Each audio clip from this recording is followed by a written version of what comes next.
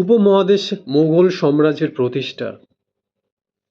মোগলরা অত্যন্ত দুর্দান্ত ও নির্ভীক প্রকৃতির লোক ছিলেন। ভারত ইতিহাসের এই মোগল কথাটি থেকেই মোগল অথবা মোগল কথাটির উৎপত্তি। মোগলদের আদি নিবাস ছিল বর্তমান মোগলিয়া।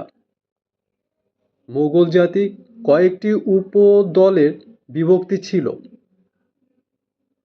তেতুমুচিন নামক এক মোগল নেতা, তিনি পরবর্তীকালে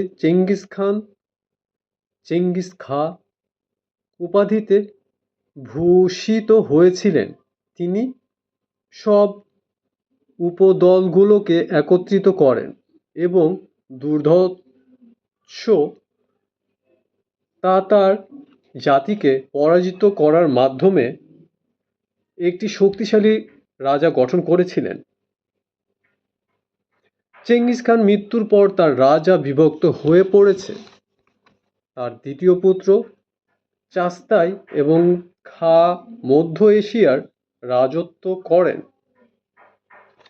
চতুর্থ শতকের মধ্যভাগের এই চাষতাই রাজ্যের তৈতুমির লঙ্গের অভিভার্য, যিনি 1398 খ্রিস্টাব্দে ভারতবর্ষ আক্রমণ করে সুলতানি সাম্রাজ্য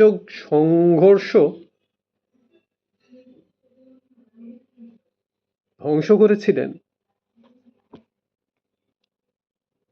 মোগল সাম্রাজ্যের প্রতিষ্ঠা বাবর ছিলেন মধ্য এশিয়ার এবং বিজেতা চেঙ্গিস খা তৈতুমির লঙ্গেরই উত্তরপুরুষ। তিনি ষোড়শ শতকের এবং প্রান্তরে ভারতের রাজনৈতিক এবং বিশৃঙ্খলতার সংযোগে এদেশে মোগল সাম্রাজ্যের ভিত্তিপ্রস্তর স্থাপন 1526 খ্রিস্টাব্দে করেন।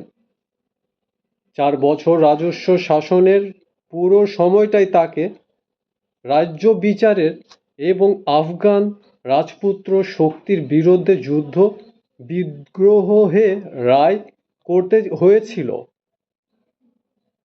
ফলে তিনি নবপ্রতিষ্ঠিত সাম্রাজ্যের সঙ্গতি করে যেতে পারেননি। তার পুত্র হুমায়ুন সিংহাসনের অধিষ্ঠিত হয়ে নানা রূপ এবং সমস্যার সম্মুখীন হন। তিনি সুর এবং আফগান নেতা শের শাহের হস্তে পরাজিত হয়ে দিল্লির এবং সিংহাসন হারিয়ে দেশে বিদেশে আশ্রয় নিতে বাধ্য হন। তারপর বিদেশী অবস্থানকালে শক্তি সঞ্চয় করে দীর্ঘ 15 বছরের পর আলোচনা উপমহাদেশে মোগল এবং সাম্রাজ্যের প্রতিষ্ঠা শীর্ষ ইউনিকিটোকের নিমিত্ত তিনি পাঠের বিভক্ত করে আলোচনায় প্রয়াস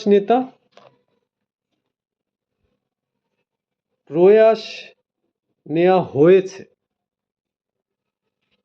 এটা হলো উপমহাদেশে বাংলা মোগল সাম্রাজ্যের প্রতিষ্ঠা বলা হলো।